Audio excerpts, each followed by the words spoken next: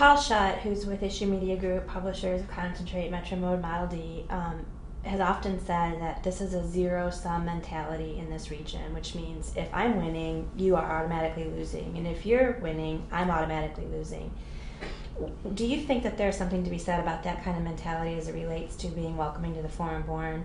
In other words, do we have to start to change the mentality that it means that if we can be more welcoming to a population that can contribute to an economy, the economy will grow and it'll benefit all, as opposed to this idea of thinking that now these guys are coming in and taking our jobs? Yeah, I think the zero-sum game operates on two levels in our region that we have to impact. The first is the us versus them mentality of the entire region to the rest of the globe, and or the rest of the nation. And so we can sort of say we're unique and we don't want to have to necessarily compete, or we don't want to open our borders or those kinds of things. But ultimately, those have proven to be losing strategies.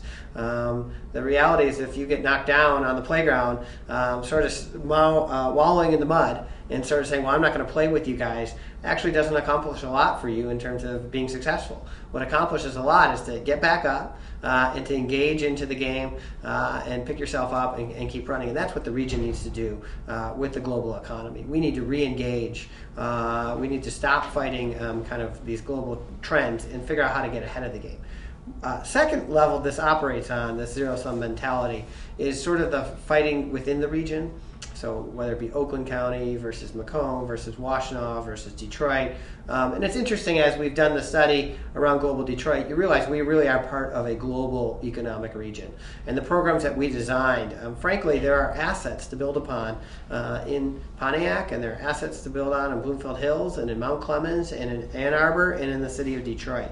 And that we are inextricably linked when you talk about our global competitiveness. And in fact, one of the assets that we often don't even recognize is the asset across the river. The asset in Windsor, Canada. One of our 10 strategies focuses solely on how to partner with our friends in Windsor, Essex County. We actually have an incredible competitive advantage at attracting skilled workers for our region across the globe. So the Googles, the IBMs, the Microsofts. In 2007, Microsoft opened up its new software computer design lab in Vancouver, British Columbia, a good 2.5 hours away from Redmond, Washington, where its headquarters are. And they very publicly, in their press release and subsequent interviews, talked about that American immigration laws prevented them from hiring the kinds of computer science engineers that they needed to develop software. And as a result, they could no longer operate in the state of Washington. They needed to go to Canada that had much more liberal immigration laws. We see other provinces across Canada competing for these global workers and identifying the barriers that America has to allowing folks to be competitive. We have Detroit Windsor offers the world's greatest opportunity to create a truly binational workforce. We've already done that with the auto industry. We ought to take advantage of those competitive skills and now go after the IT, computer science, bioengineering, and all these other globally competitive workforce skills industries, and go after them and say, you ought to come to Windsor, Detroit. So we've begun to take the steps to make that happen by creating strategic partnerships with the Mayor's Office and the Canadian Consulate and Windsor Essex Economic Development Corporation. And so we want to partner those groups with folks from all 4 counties in Southeast Michigan to make a truly competitive workplace. So what's different now about that? Let's just take that Windsor, Detroit example. In the past, obviously, there's been discussions. I know when I worked with the Detroit Regional Chamber, we talked with the Windsor Chamber about partnering around benefits and public policy.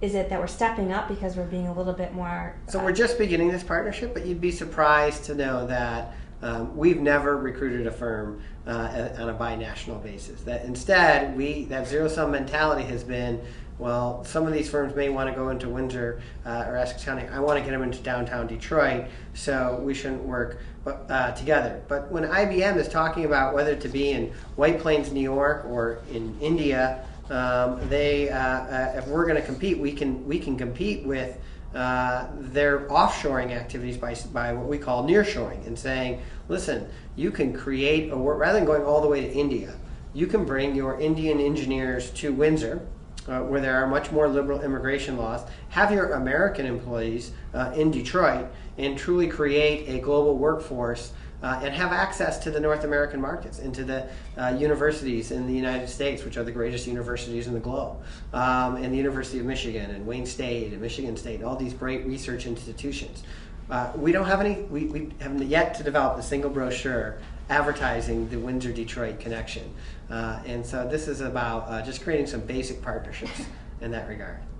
That's really interesting and surprising, but then again, not surprising, so it is high time. You mentioned that there were 10 recommendations in the report. What are the ones that you see as probably being there's least barriers to being able to accomplish those? Well, for some unique reasons, I mean, it's hard to say. It's mostly funding is the issue around all of these. I fully expect what we call an investor visa regional center to move forward. What that is it's called an EB-5 regional center. The EB-5 visa is a visa available to foreigners who invest $1 million and employ create 10 American jobs over here in the United States. And if they do that, they literally can essentially buy their way into permanent residency. It's the United States building on programs in Canada, in Australia, in New Zealand, saying, you know, the world's wealthiest, most entrepreneurial folks, we want them as citizens. Those are job creators. And so as a result, the United States has built a program in the early 90s, modeled on these other parts of the former British Commonwealth, to say that if you create these investments, you can get legal residency for your immediate family. One way that these investments happen, and in fact the most common way, is through what is called a regional center that allows the investments to be pooled. They have to be pre-qualified by the Department of Homeland Security, and you have to have an economic plan to create economic growth in a distressed economic region based on industry sectors that you think are important.